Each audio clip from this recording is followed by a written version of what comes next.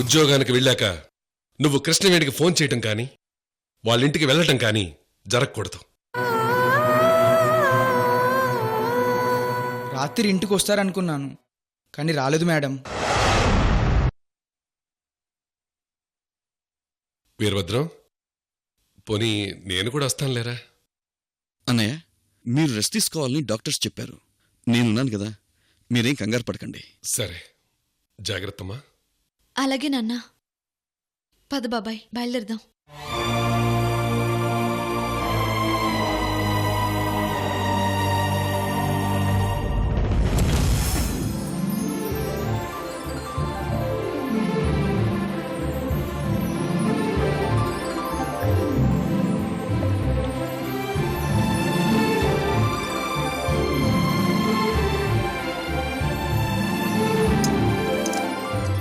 బాబాయ్, రోజు నేను సైకిల్ మీద వెళ్తాను. సైకిల్ మీదంటే నాన్న ఒప్పుకోడమ్మా. బాబాయ్, రోజు నీ బైక్లో రేవు దాకా వస్తాను. అక్కడ కోటి అంకుల్ దగ్గర ఆల్రెడీ సైకిల్ పెట్టాను. సైకిల్ మీద. అర్థమైంది, ఆఫీస్కి సైకిల్ మీద వెళ్ళాలి అంతే కదా? అవును బాబాయ్. సైకిల్ ఎందుకమ్మా, సెకండ్ హ్యాండ్ స్కూటర్ కొనుక్కుందాం. నాకు సైకిల్ మీద ఆఫీస్కి వెళ్ళాలని కోరిక పుట్టింది బాబాయ్. సరే, నీ ఇష్టం.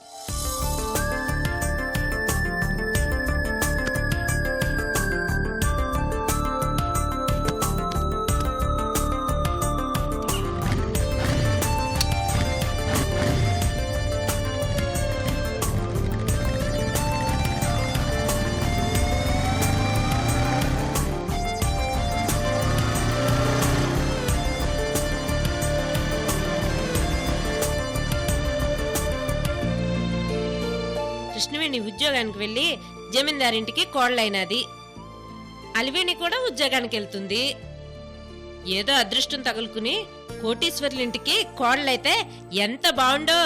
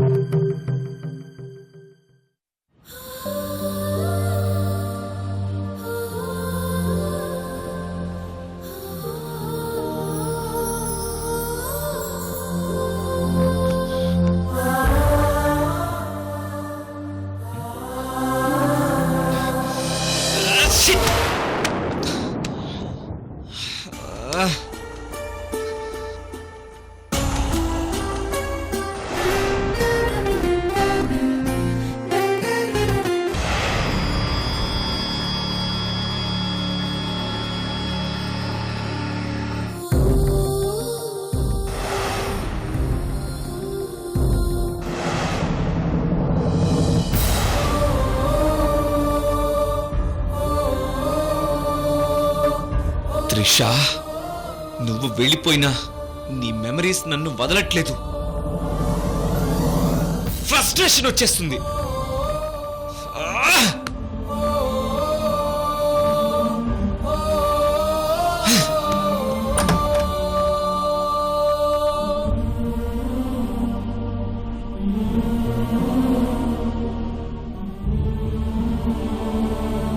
నువ్వు కిస్ పెట్టిన ఈ చేయిని చూస్తుంటే నువ్వే గుర్తుకొస్తున్నావు త్రిష.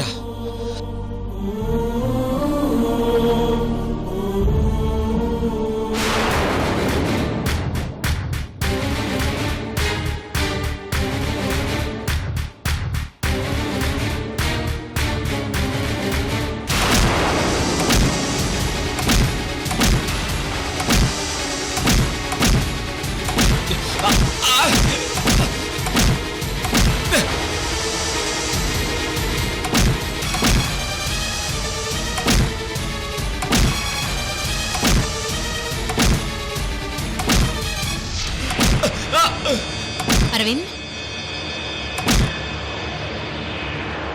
అరవింద్,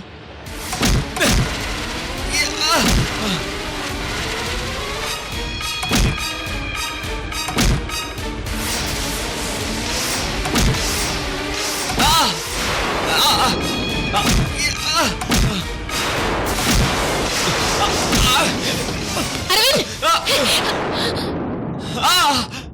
నాన్న అరవింద్ ఏమైంది నీకు? ఏం చేస్తున్నావు నువ్వు? మామ్ ఆ త్రిష నన్ను మోసం చేసింది.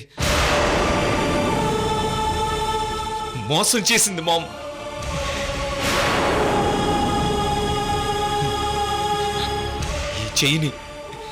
ఈ చెయ్యిని త్రిష కిస్ చేసింది మామ్. అందుకే అరవింద్ సరోజా సరోజా నిమిషం నిమిషం గడిచింది చూడు కాలం, గడిచే సమయం నడిపింది వింత జాలం. నీకైనా నాకైనా గత క్షణములోన జరిగింది కాస్త మార్చేయటం సులభమా, మరుక్షణములోన జరిగేది ఏంటో ఊహించటం సాధ్యం. కృష్ణవేణి త్రిష వల్ల అరవింద్ బాగా డిస్టర్బ్ అయ్యాడు. సూసైడ్ అటెంప్ట్ తర్వాత తనకి మనం అందరం సర్ది చెప్పాం. తనలో మార్పు వచ్చిందనుకున్నాను, కానీ ఇలా జ్ఞాపకాలతో డిస్టర్బ్ అవుతాడని ఊహించలేదు మేడం. అరవింద్ని నేను నోటీస్ చేశాను కాబట్టి సరిపోయింది, లేకపోతే లేదు మేడం, నేను కూడా ఒకసారి ఇలాగే అరవింద్ని అబ్జర్వ్ చేశాను. ఎవరో ఒక అమ్మాయి రాంగ్ కాల్ చేస్తే తనతో అమ్మాయిలంటే అసహ్యమని, చీటర్స్ అని చాలా ఇండీసెంట్గా మాట్లాడాడు.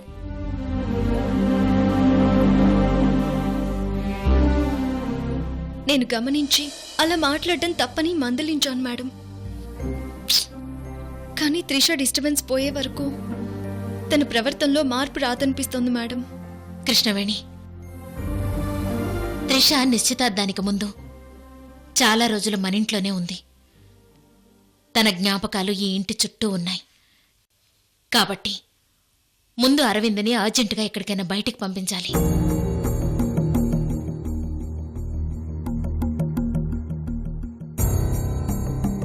అరవింద్ లండన్లో బిజినెస్ కోర్స్ ఫినిష్ చేశాడు. ఇంకో 6 నెలలు ఏదైనా ఇంటెన్సివ్ కోర్స్ కోసం తన్ని లండన్ పంపిస్తే ఎలా ఉంటుంది?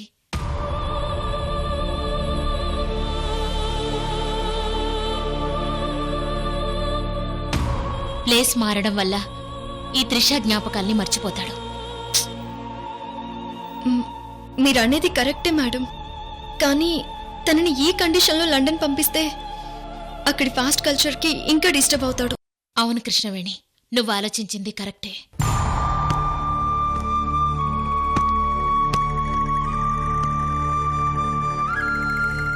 అరవింద్ మన కళ్ళ ముందే ఉంటే ఏ తప్పు జరిగినా తనని మనం సరిదిద్దుకునే అవకాశం ఉంటుంది కదా మేడం. సరే కృష్ణవేణి, నాకు ఒక ఆలోచన వచ్చింది. చెప్పండి మేడం. సిటీకి దూరంగా ప్రశాంతమైన వాతావరణంలో నేచర్ క్యూర్ సెంటర్ ఉంది. డాక్టర్ యోగేంద్రనాథ్ అని చాలా మంచి వ్యక్తి. యోగా ధ్యానం ద్వారా హ్యూమన్ ప్రాబ్లమ్స్ని సాల్వ్ చేస్తారు. మన అరవింద్ని వారం రోజుల పాటు అక్కడికి పంపిస్తే ఎలా ఉంటుంది?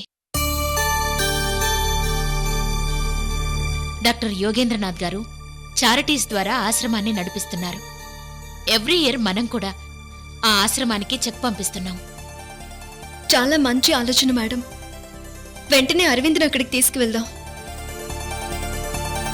అరవింద్ ఒప్పుకుంటాడంటావా?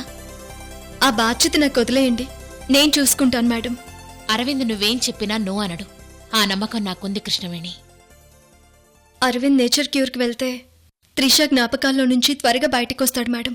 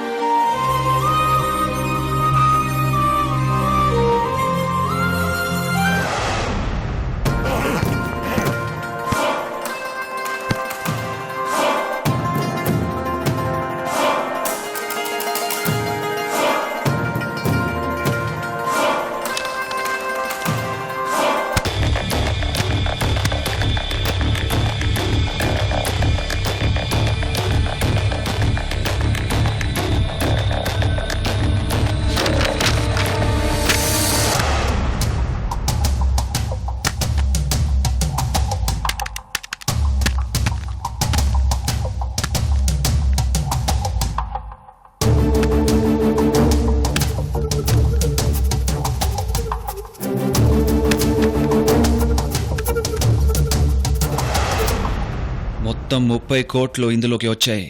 ఇనఫ్.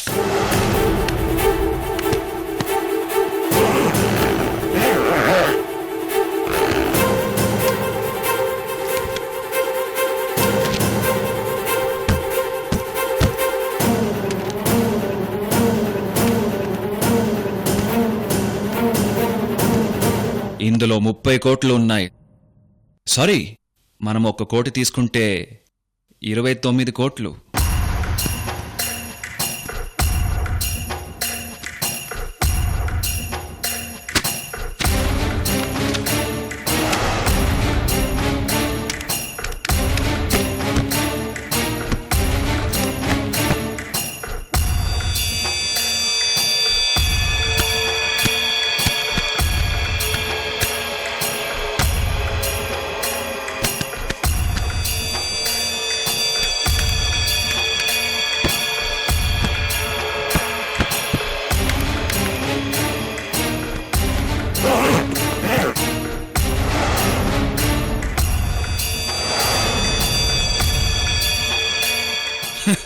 ₹1 crore, ₹1,00,00,000 మనవి.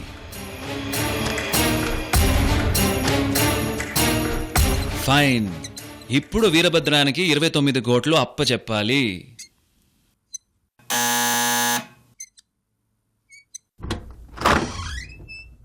సార్. స్వీట్ కవర్స్ మన స్టాఫ్ అందరికీ డిస్ట్రిబ్యూట్ చేయి. అలాగే సార్. స్టాక్ రూమ్లో ఉన్నాయి, వెళ్ళి తీసుకో. అలాగే సార్. ఒకసారి వీరభద్రాన్ని నా క్యాబిన్కి రమ్మని చెప్పు. అలాగే సార్. మ్మ్. వీరభద్రం గారు, ఎండి గారు పిలుస్తున్నారు. ఏయ్, ఎండి రత్నప్రభ గారు. ఈయన కేవలం ఎండి తరపున ఇన్ఛార్జి. ఏదో ఒక ఛార్జీ సార్. ఆఫీస్ నడవాలంటే ఎవరో ఒకళ్ళు కావాలి కదా. అబ్బచ్చా, మాకు తెలుసు కానీ ఇక నువ్వు వెళ్ళు. అలాగే సార్.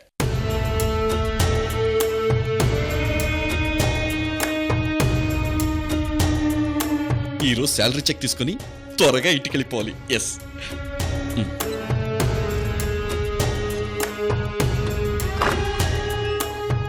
మే కమిన్ సార్. వీరభద్రం గారు, ఈ ఫార్మాలిటీస్ అవసరమా? లోపలికి రండి. అబ్బో, మంచి మూడ్లో ఉన్నట్టున్నాడు.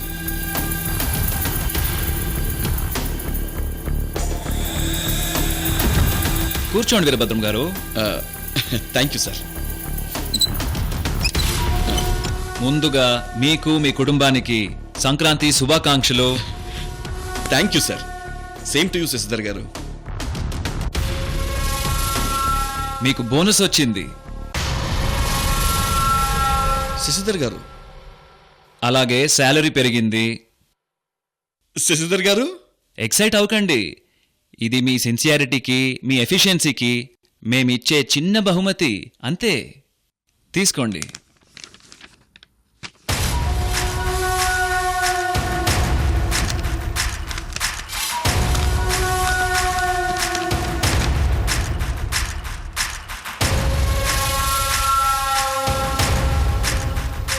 ఇది జస్ట్ శాంపుల్.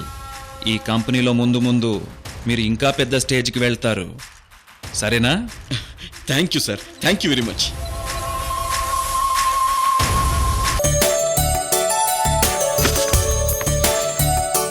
పండుగ స్వీట్లు తీసుకోండి.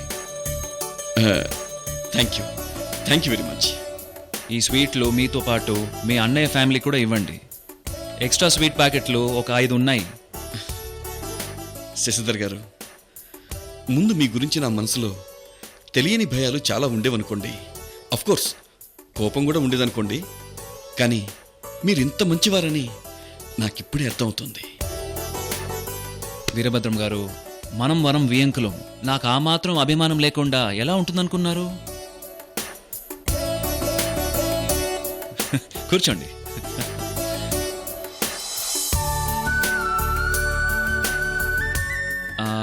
బావగారు ఒక ముఖ్యమైన పని అప్పచెప్పారు. అది మనం ఇద్దరం మాత్రమే చేయాలి. ఏంటి సార్ అది? సార్, ఈ బ్యాగు వంశీ కిడ్నాపు 100 కోట్లు. అదే. ఇందులో మొత్తం 70 కోట్లు ఉన్నాయి. నేను అర్జెంటుగా వెళ్ళి మన ఆఫీస్ అకౌంట్లోకి ట్రాన్స్ఫర్ చేస్తాను. అలాగే సార్. పోనీ నన్ను కూడా తోడుగా రమ్మంటారా? నో.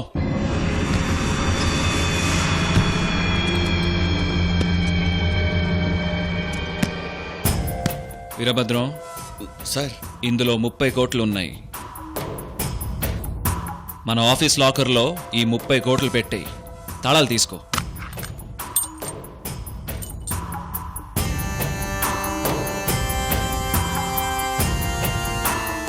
సార్ ఇంత డబ్బు నేను పెట్టడం ఏంటి సార్? మీరే పెట్టేసేయండి సార్. అర్జెంటుగా బయటకు వెళ్ళి బ్యాంకులో 70 కోట్లు మన ఆఫీస్ అకౌంట్లో జమ చేయాలి కదా, అందుకే నీకు అప్పగిస్తున్నాను. నిజమే సార్, కానీ వీరభద్రం, ఈ పని మన సీనియర్ అకౌంటెంట్ విఠల్ రావు కూడా అప్పచెప్పొచ్చు. నీకే ఎందుకు చెప్తున్నాను? మనం వియంకులం. ఇలాంటి వ్యవహారాల్లో నమ్మకం ఉంటుందని నీకు చెప్తున్నాను. వీరభద్రం, నువ్వింత భయస్థుడివి అయితే ఎలా? రేపు భవిష్యత్తులో నీ మేనకోడలు కృష్ణవేణి ఎండి అయితే ఆఫీస్ ఇన్ఛార్జివి నువ్వే. భయపడతావేంటి వీరభద్రం? అలాగే శశిధర్ గారు, నేను చూసుకుంటానులేండి.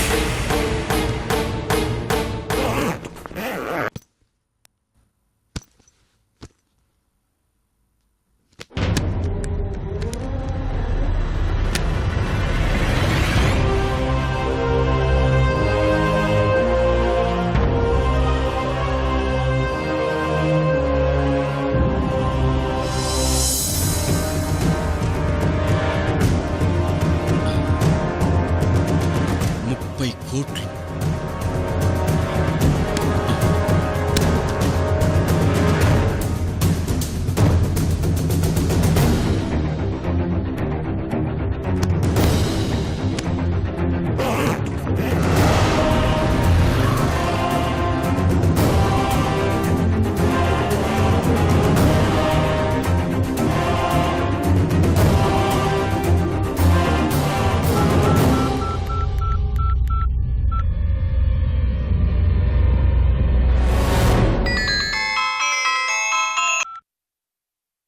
శశి ఎక్కడా?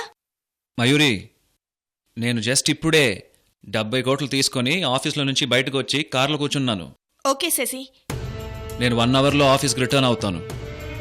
ఓకే. ఈలోపు నువ్వు ఆఫీస్కి వచ్చాయి. స్వీట్ బాక్స్ కవర్ ఇస్తాను, సైలెంట్గా తీసుకువెళ్ళిపో. స్వీట్ బాక్స్లో ₹1 పెట్టావు కదా? పెట్టాను మయూరి. సరే, నేను 1 అవర్లో ఆఫీస్లో ఉంటాను. ఈ లోపు నువ్వు వచ్చేయి. అలాగే మయూరి. శశి, ఒక డౌట్. ఏంటి? వీరభద్రానికి ఆ 30 కోట్లు ఆఫీస్ లాకర్లో పెట్టమని చెప్పావు కదా? అవును, చెప్పాను. అమౌంట్ కరెక్ట్గా ఉందో లేదో నన్ను లెక్క పెడితే 29 కోట్లున్నాయని తనకి తెలిసిపోతుంది కదా? మయూరి, పులిబోనుల్లో ఇరుక్కున్నవాడికి ఎలా తప్పించుకోవాలో తెలియక టెన్షన్ పడతాడే కాని పులికి ఎన్ని కూరలున్నాయి, ఎన్ని పళ్ళున్నాయని ఆలోచించడు. వీరభద్రం పరిస్థితి అంతే. 30 కోట్లు అనగానే వాడికి ముచ్చెమటలు పట్టాయి. లెక్క పెట్టడమా అస్సలు చేయడు. సరే శశి, బాయ్. బాయ్. ఓసే చంద్రకళ, ₹1 నాకు, కుక్క బ్రతుకు నీకు. అసలు శశిధర్ గారు లేనప్పుడు ఈ బ్యాగ్ తీసుకెళ్లి ఆఫీస్ లాకర్లో పెట్టడం ఎందుకు? అతను వచ్చాక అతను కూడా తోడుగా తీసుకెళ్ళి సేఫ్గా లాకర్లో పెట్టేస్తాను. అంతవరకు క్యాబిన్లోనే పెడతాను. క్యాబిన్లోకి ఎవరిని రాకుండా చూసుకుంటే సరి. ఎస్.